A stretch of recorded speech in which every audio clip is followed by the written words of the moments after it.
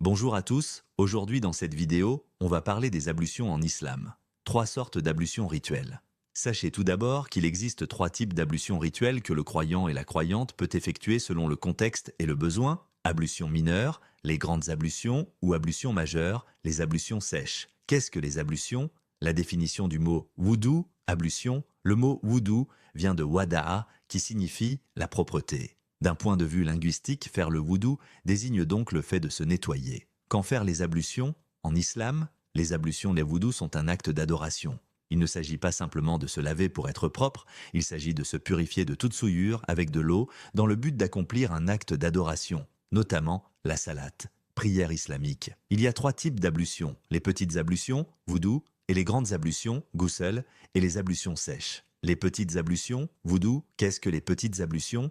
Accomplir les petites ablutions, c'est le fait d'utiliser de l'eau sur certaines parties de son corps pour se purifier des souillures ou de l'état d'impureté mineure, hadath asgar. Quand doit-on accomplir les petites ablutions? Il est impératif d'accomplir les ablutions mineures avant d'accomplir la salate, si on en est en état d'impureté mineure. C'est une condition de validité de la prière. Il est également obligatoire d'avoir fait ces ablutions pour accomplir le tawaf, circumambulation autour de la Kaaba. En effet, accomplir le tawaf a le même statut que la salate, sauf qu'on a le droit de parler. Pour ce qui est de la récitation du Coran sans les ablutions, selon la majorité des savants, qu'Allah leur fasse miséricorde, elle est autorisée. Par contre, ils considèrent qu'il est interdit de toucher le mushaf, exemplaire du Coran, sans avoir les ablutions. Les grandes ablutions, ghusl, qu'est-ce que les grandes ablutions? Accomplir les grandes ablutions, c'est le fait de prendre une douche rituelle pour se débarrasser d'un état d'impureté majeure. Quand doit-on accomplir les grandes ablutions? On doit accomplir les ablutions majeures, ghusl,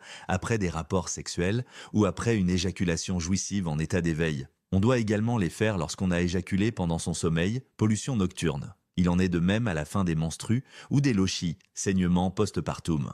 Enfin, lors du décès d'un musulman, il faut faire les grandes ablutions pour lui. Pour ce qui est du ghusl avant la prière du vendredi, certains savants estiment que c'est obligatoire. Quant à la majorité d'entre eux, ils sont d'avis que c'est fortement recommandé, sunna mu'akkada, mais pas obligatoire. Ils s'appuient sur le hadith suivant. Quiconque fait le wudu avant de se rendre à la mosquée pour la prière du vendredi, c'est bien, mais il est meilleur de faire le ghusl. Rapporté par At-Tirmidhi, An-Nasa'i et Abu Daoud, qu'est-ce qui annule les ablutions? Les ablutions sont annulées lorsque on a fait ses besoins, on a eu des gaz, on a émis du liquide pré-éjaculatoire, madi, on a éjaculé, on a dormi profondément, on a perdu conscience, on s'est touché les parties intimes directement avec la main, on a eu un contact physique avec une personne du sexe opposé, tout en trouvant cela agréable.